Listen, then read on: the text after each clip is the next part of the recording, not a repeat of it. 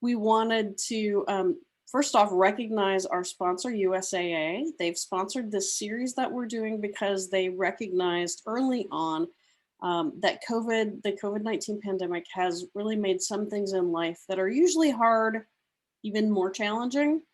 And so one of those issues that we're going to really focus on today is substance use. It's our hope that we can spend this time together learning as a community, discovering new resources, changing our own narratives if we need to, building resilience. So please let us know if you have resources for other people or things that you want to contribute. We welcome your voices, we invite your voices, and we want to hear from you. I do want to let you know that we're recording the conversation and we are going to post it on the PsychArmor website. So we will email a link of the recording to everyone who's here. So if you know someone who is not here today but might find this conversation helpful, please pass the link along. We welcome that. Without further ado, I'm going to introduce our discussants, our partners. You may know some of them, but if you don't, I think you're going to be pleasantly surprised. We're honored to have them here today. So first, Lindsay Decatch.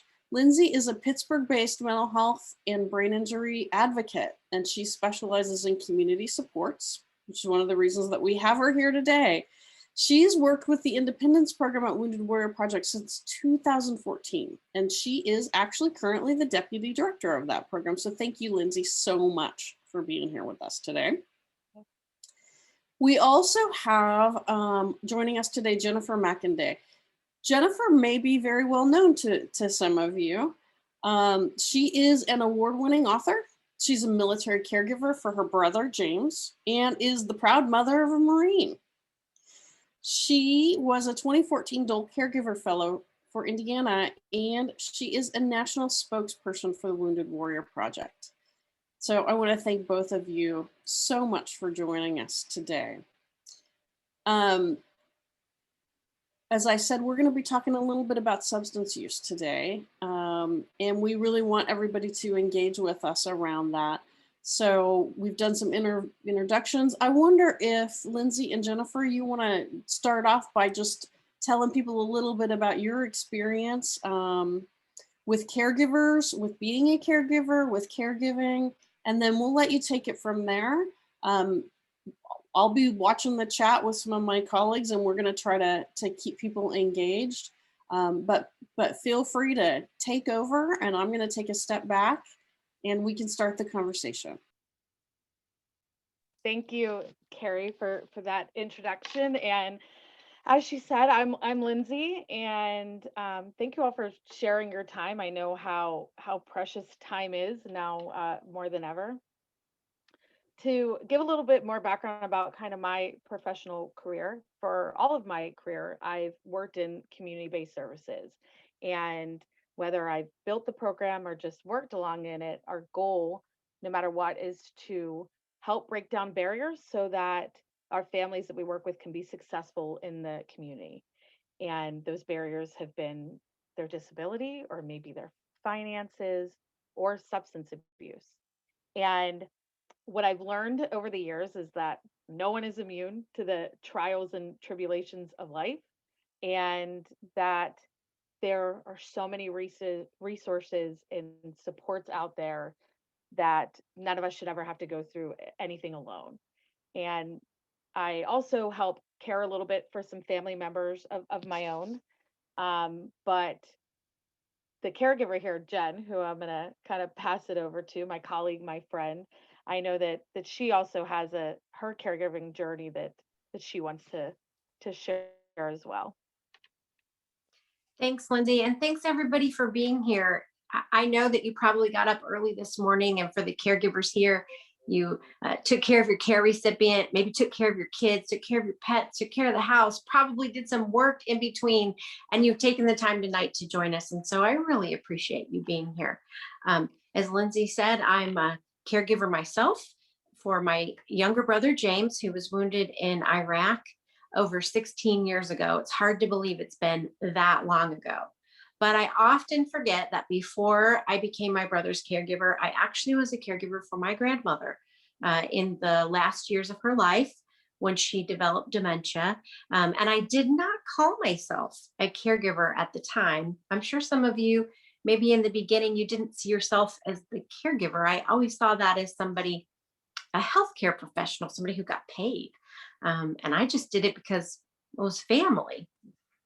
But over the course of the last, let's say 20 years of caregiving, I've learned a lot about myself, learned a lot about my brother, and I've learned a lot about other caregivers. And it's that part that's gotten me through the really hard times. After my brother came back from Iraq, like many of you, I immersed myself into trying to make sure he got the best care possible. I learned everything I could about his disabilities, his traumatic brain injury, the physical damage that he had to his body, tried to learn everything I could about PTSD, anxiety. But what I didn't do a good job of learning about was how to take care of myself and how to cope with the stress of being a caregiver and the burden that we sometimes have to carry. And burden can be such a negative word, so I hate using it, but it is one of life's burdens to be a caregiver. It's also the best job I've ever had that I hope no one else ever has.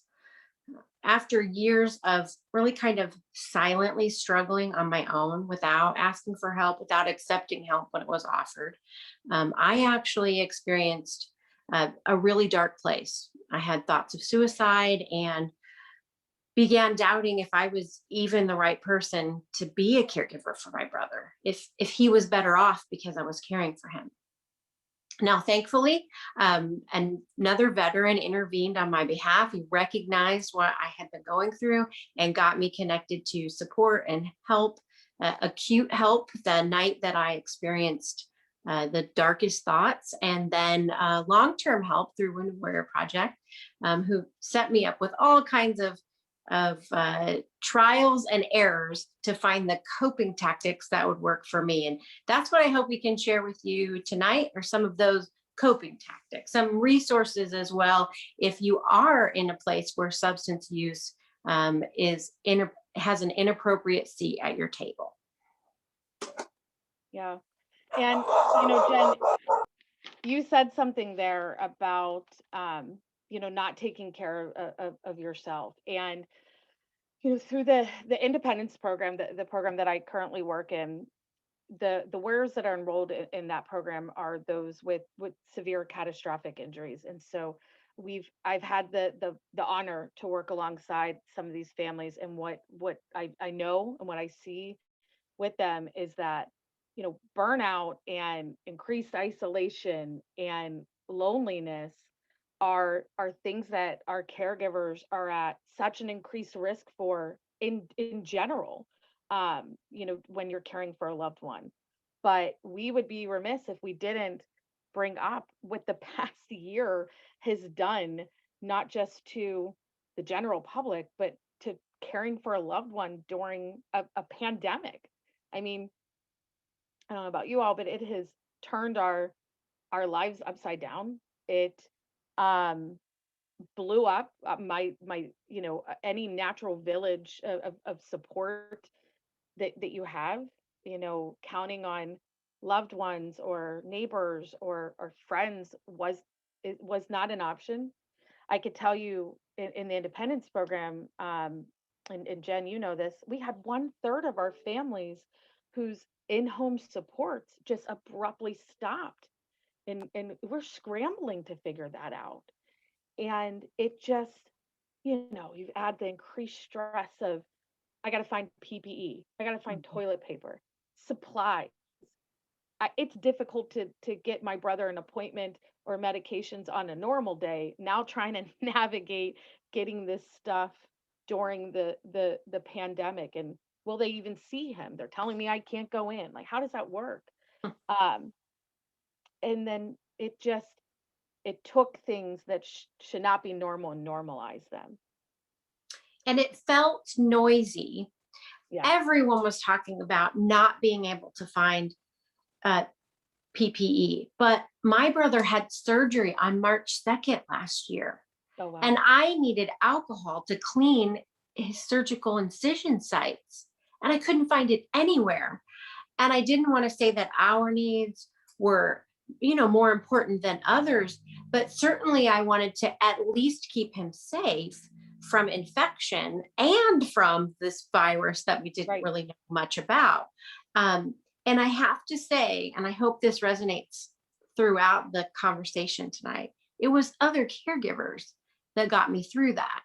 I was able to get alcohol. And then once I found it, I was able to get alcohol for other caregivers who also had to clean incision sites or breathing tubes, just the normal things that we do to keep our veterans and our care recipients healthy and alive. Um, and it, and it was only because of the strength of my peer caregivers that I was able to make it through that time, because it was so much stress on top of the stress we already carry. Yeah, absolutely.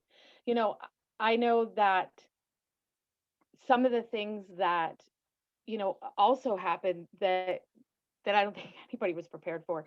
You're trying to care for a loved one. Oh, and by the way, figure out how to school your children, or, they're going to be there now full time, and make one computer work for the family of four. Um, and like I said, it made things that aren't normal look and feel normal. Like for me, I can't tell you the last time I wasn't in leggings.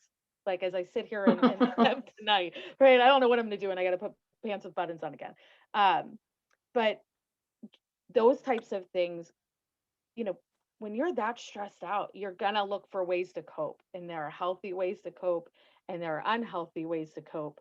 And I think during this time, and I don't know what you think, Jen, for the first time in a long time, I was seeing unhealthy ways to cope become very normalized across the board. There was the joke about the COVID-15, or, we're all so stressed out, so it's expected to have some, alcoholic beverages at the end of the night.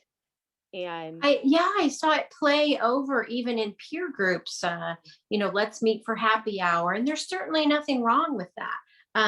But when that a recreational behavior becomes a maladaptive coping tactic, that's some big words there. But when you're using that to relax, when you're using a drink to relax because it's been so stressful, and then you're using it every day yep, because you have to relax, or you have to so you can sleep, that's when it becomes the problem. And I recognize in some of my peers that was developing they were developing those maladaptive habits, and they're terribly hard to break.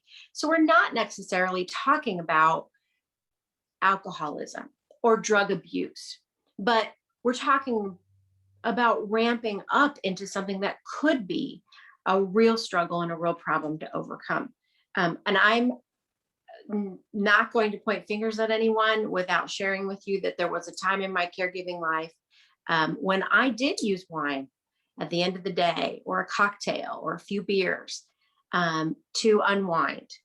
And then I found myself doing it every day. And then I found myself saying, what am I doing? Why am I doing this every day? And am I going to be able to stop it? And I'm very thankful for folks that positively encouraged me, and for the coping tactics that I've learned so that I could get rid of those maladaptive behaviors and focus on real adaptive coping skills. Like, okay, I'm going to sound like a really old granny now, which I am a grandma now, but say you are a new grandmother. You are a new grandmother. needlepoint is something that I do now. And practicing yoga, doing my relaxation breathing, but also going outside and just taking a walk around the block, taking my dog out. Those are all really healthy things. You can replace the amount of time it takes to drink a glass of wine with one of those activities pretty easily. Yeah. One of the things that we know is substance use turns into substance abuse when it really starts to impact your daily life. And super hard to distinguish that when your daily life has been impacted so drastically by something else. and when the people that you may have normally interacted with are not, interacting with you in person anymore. But to your point, Jen, what you just said about, going on walks and things like that, that was something from the programmatic side of the house, right? Putting that hat back on for me, that over the past year, we had to find that and offer that and be able to acknowledge the difficulties that caregivers go through every day, and now how that has increased over the past year, and find ways to offer pockets of respite, and finding helping them to find time in your schedule for yourself, so that respite's part of your routine and not something, that we're waiting for. And to do all of that, no judgment, right? It's okay not to be okay, whether in a pandemic or not. Nobody's okay all the time. And Um, and it's absolutely okay to say, I'm going to bow out of happy hour because I'm not drinking. Yep. Or I'm going to come to happy hour, but you know what? I'm going to bring a cherry cola, and uh, and make it actually okay to be that person, right? That's doing something for themselves. That's saying, I'm stepping away from that for myself right now. I didn't realize until I did some research for tonight's conversation that 34% of caregivers say that they have relied on substance use to help them cope with caregiver stress and burnout. yeah. I mean, that is that that's a lot.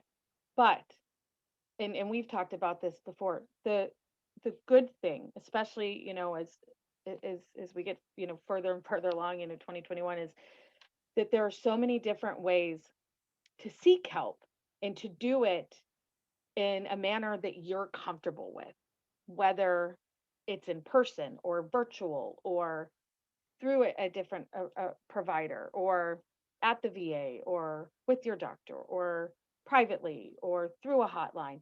There are lots of different supports out there to meet you where you're at and to work with you for as comfortable as you are.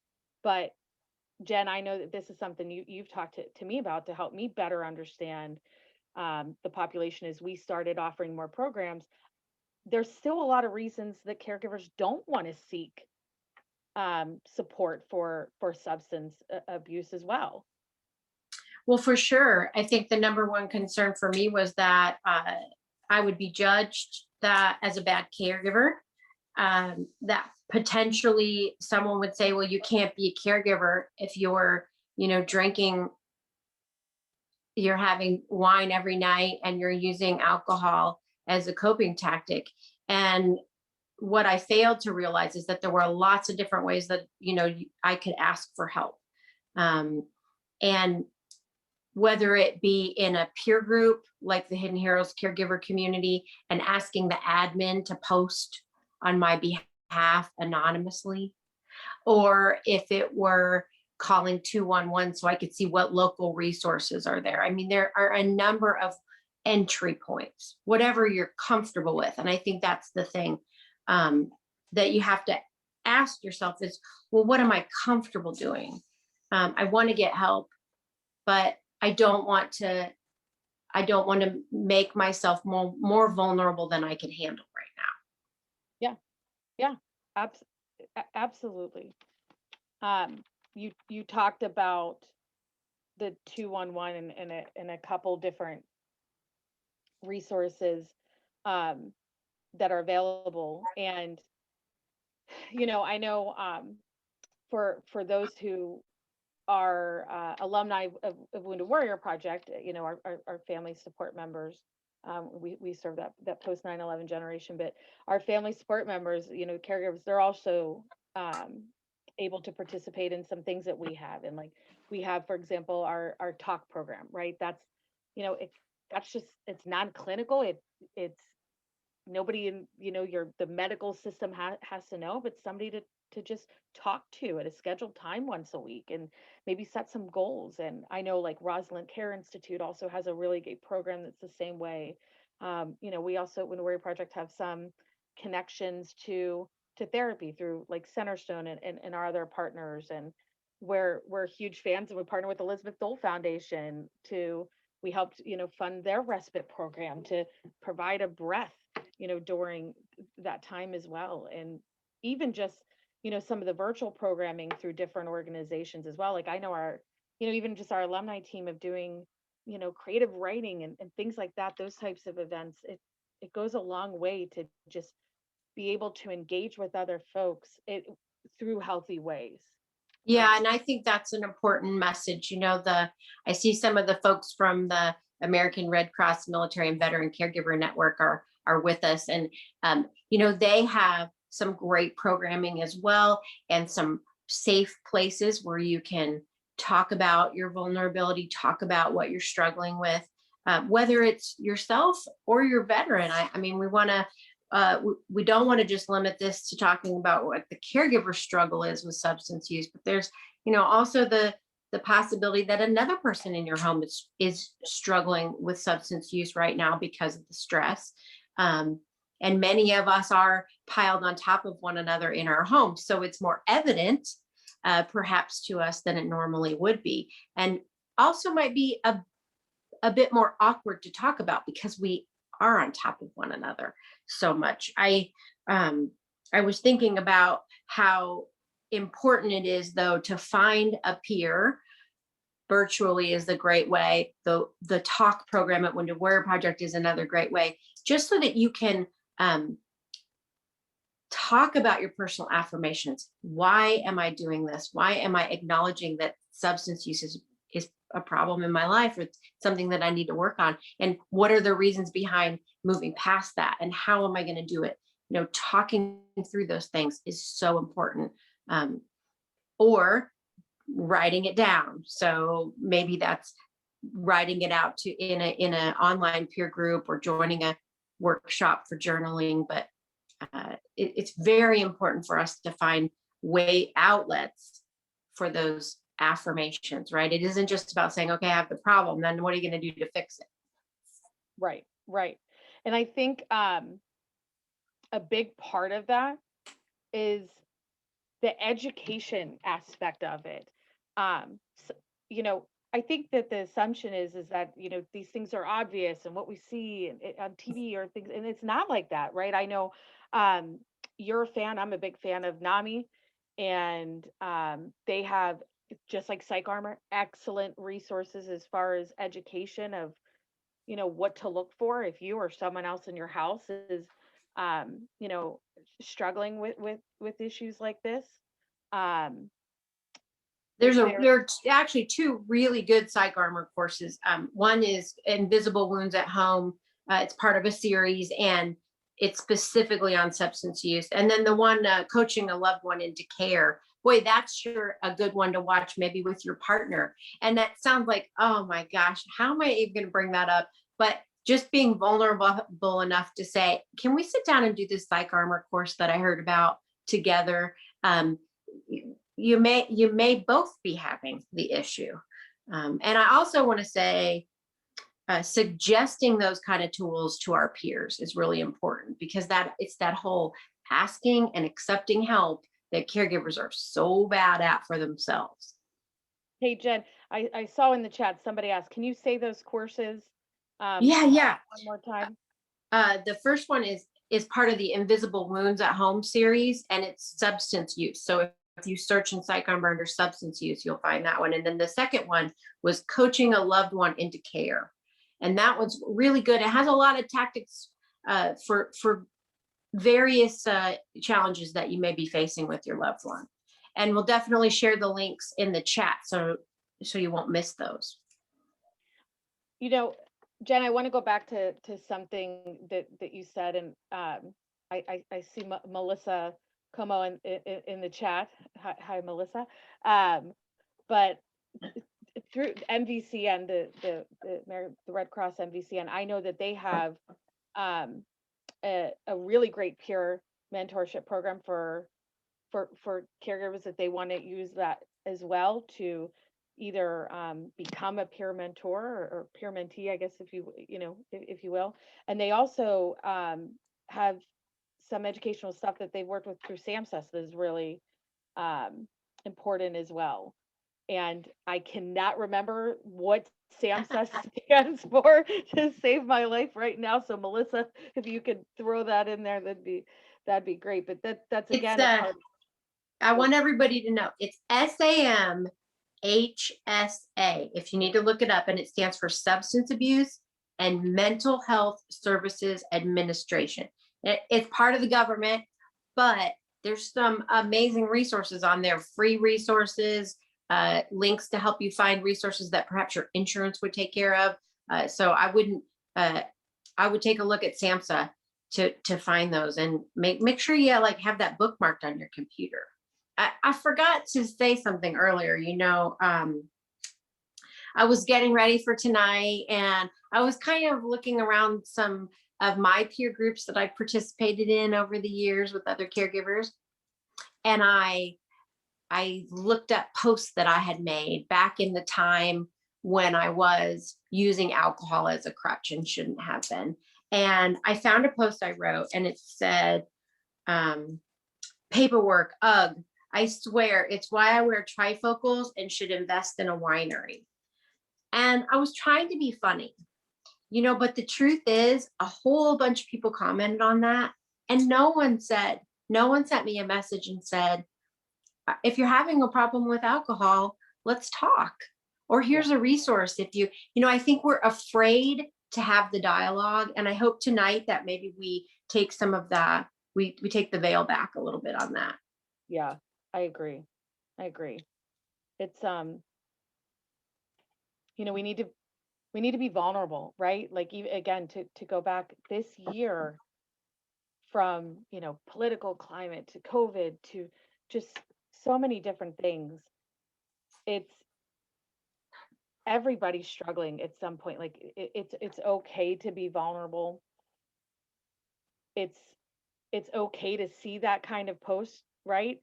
And to, even if they are trying to be funny, but what do you have to lose to ask, right? Right. It's same thing, even as a mom, how many times I've posted things about being stressed out with my kids, my boys, that at any moment, I'm sure they'll start fighting and interrupt this in the background at some point. But, when I was really struggling with that, and also looking at unhealthy ways of coping and doing things that I shouldn't have been doing. And so I think that's such a good point, Jen. What do you think that would have done for you at that time? Or how do you think you would have reacted if somebody responded to that post and said, hey, are you okay? Yeah. Well, I think it would have made me stop and think about my behavior and about what if I'm saying that openly, I wrote that on a Facebook post. What's actually really happening in my life, and going back and looking at that made me really, really see that it was more of a problem than I had even admitted until I started preparing for this conversation tonight. And I do think that had it come from a friend, I would have taken it very seriously, and I would have taken a look at it. Maybe I wouldn't have changed my behavior then, but it would have made me think for sure.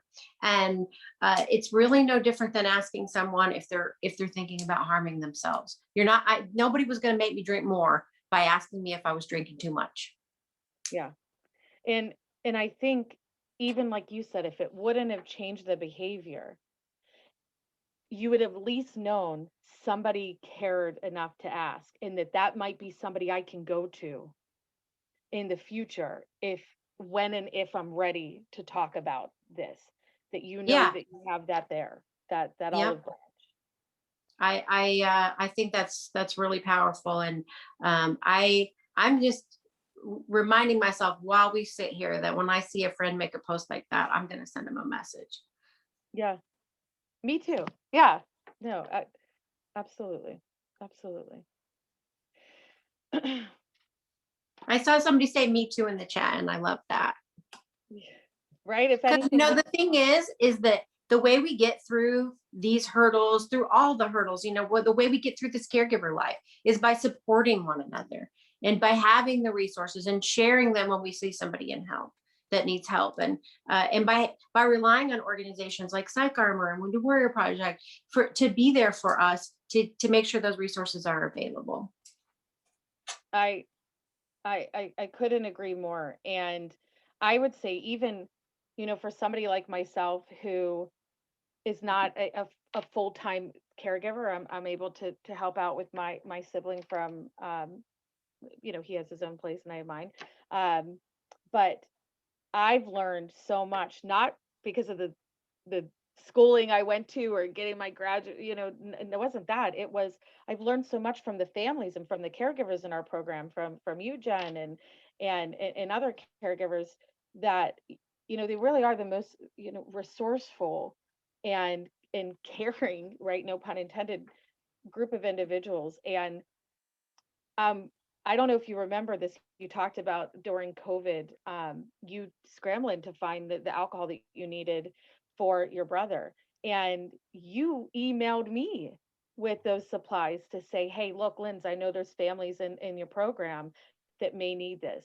And we were able to take that and get that out to some of our families who maybe don't have that same network or aren't quite there. And so it wasn't, Lyndsay, the, deputy director, it was you as a caregiver reaching out to say, how can I help?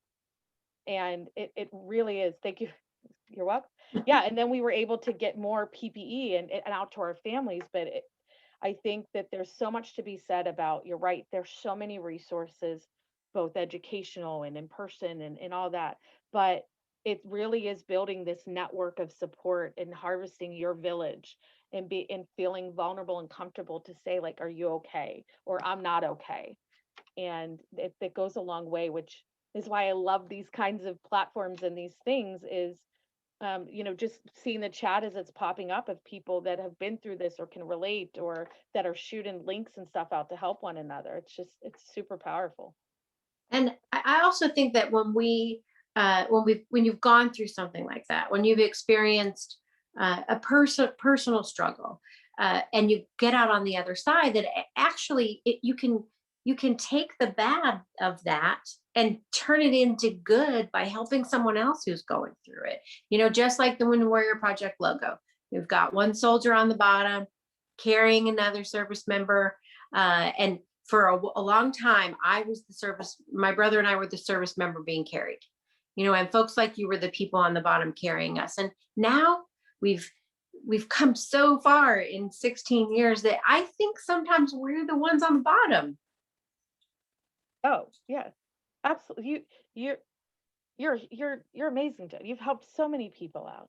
I think it's important for us to touch a little bit on, and if you're so willing to share, what were some of the telltale signs that maybe you didn't see then, but you see now, that you were starting to lose control of the situation, or that this was going to be an issue? I can remember looking at the clock and thinking, okay, it's 4, so at 5, I can have a glass of wine. And then, but on Friday, looking at the clock and being like, oh, well, it's 3 and it's Friday. So, I can have a glass, I can have my first glass now. And I can also remember the recycling bin, looking back, especially after the other day when I read that Facebook post that I had written all those years ago. I started thinking about the recycling bin and how many bottles were in it, and thinking, oh, well, the neighbor came over, or it was it was a holiday weekend. And really those are all just excuses for behavior that I knew was inappropriate. And so much healthier now, so much happier now that I'm not relying on that. And I also quit caffeine too, just as a side note, but only because I didn't want to wake up in the morning and wonder where my first cup of coffee was going to come I'm there. That's me right now, Jen. That's I'm still in the caffeine battle. from. Still in the caffeine battle. I have not, however, given up my my tabloid magazine addiction, and I'm not ready. I'm not ready, guys. Well, I mean, I don't know. Is it healthy, unhealthy? There's probably a lot about the Royals in there right now, so it might be That might actually be helpful, more helpful than hurtful. I guess I'm adding a little levity there, but sometimes that's the way that we get through things. If you have to make a joke to somebody to open up the door to have a conversation, maybe that's a way that you can do it. But definitely those were some of the signs. And also I think spending time around people, whether it's virtual or in person, doing activities that don't have anything to do with substances is a way that you can get around it. And that's what I had to do. I had to stop spending time with folks that were drinking, where there was alcohol, and I had to force myself to spend time in places where there wasn't any. So whether that at the time that was signing up for events that I was interested in, maybe not interested in, but I forced myself to go, and doggone it if I didn't have a good time. It always happens that way. I went to laughter yoga. I don't know if you've ever heard of this. I have participated in laughter. We did that as an independence program with some of our caregivers, and I thought it was going to be really bizarre, but I never laughed so hard. It was actually pretty cool. Even if you go there and you make fun of laughter yoga, you are going to laugh. And therefore it worked, even if you didn't want to do it in the first place. But it's doing those kinds of things, joining a book club, signing up for any of these caregiver events, even tonight, even just forcing yourself to make a comment in the chat box is doing something and starting an adaptive behavior that's healthy. Yeah. Jen, did you have, because I've seen this with some of our families, somebody that helped hold you accountable, or were you doing kind of regulating it yourself? I know for me, I work best having somebody hold me and kind of call me out. So did you seek out anybody to hold you accountable, or specific peer groups for this during that time? So I have been to Al-Anon. It's not a part of my lifestyle anymore, but I did go to some meetings and check it out and see what the format was. That's why I wanted to emphasize calling 211 earlier, because 211 can tell you where the next Al-Anon meeting is, where the next Narcanon meeting is. They can also tell you what faith-based support groups there are. Those can be really important as well. Even if you're not active in the organization, they're open to everyone. And also, that's another great place to find if you are over 65. And, if you can find support for your age group, something that's appropriate, something that you'll digest easier. And I also sought professional counseling, which is something that I have done throughout my life.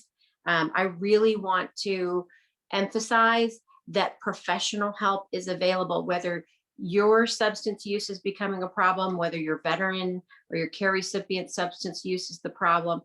Professional help is often the answer to guiding you to whatever it is that's going to help you get through that challenge. And I think it's different for everyone.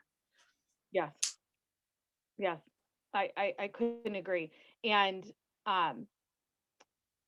like we said earlier, there really are so many different options for what you're comfortable with. There's another one that I think a lot of people overlook. If you're employed, even part-time, your employer may have an employee assistance program. They're called EAPs. And oftentimes they have resources. It's anonymous. They don't tell your employer because again, anonymity can be so important. Yeah. And you can find a support group. They can hook you up with a therapist or a counselor. And truthfully, they're very underutilized. EAPs are really the hidden gem of HR departments at most organizations. Yeah. And I know I saw in the chat there was a comment about one of the resources because of COVID not being closed, and that's a really good point right now of some of the in-person supports that would normally be offered are either being offered in a different way or paused at the moment because of COVID. But there are telehealth options and virtual options and um, you know uh, call centers and lines that are available if you are wanting to start this kind of journey and to look into it, that there are some virtual options ready. I'm hopeful. We were actually just chatting about this before the webinar kicked off, that we're seeing some light here at the end of the tunnel of the world opening back up. But even when that does happen, if you're not comfortable going in person, or you can't find a local group maybe in your geographical location, there are options, whether it be on the phone or virtual. Especially, like I said, I know that MVCN has that online peer group. There are a lot of options out there to meet you where you're at. And there is a open lot of up. talk of we're returning to normal.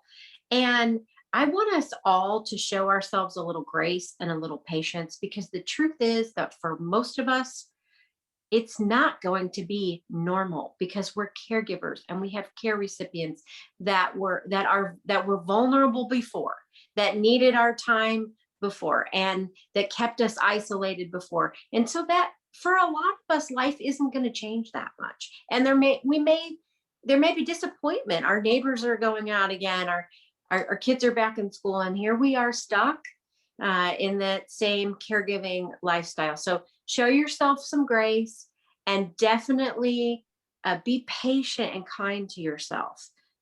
We're all human. Any one of us can have thoughts of suicide, can use substances in inappropriate ways, all sorts of maladaptive behaviors. We're all just human. But the thing is that when we're caregivers, we have other caregivers that we can rely on. Yeah, I think that's it, Jen. That's such a good point, right? That's really what it comes down to. Show each other some grace.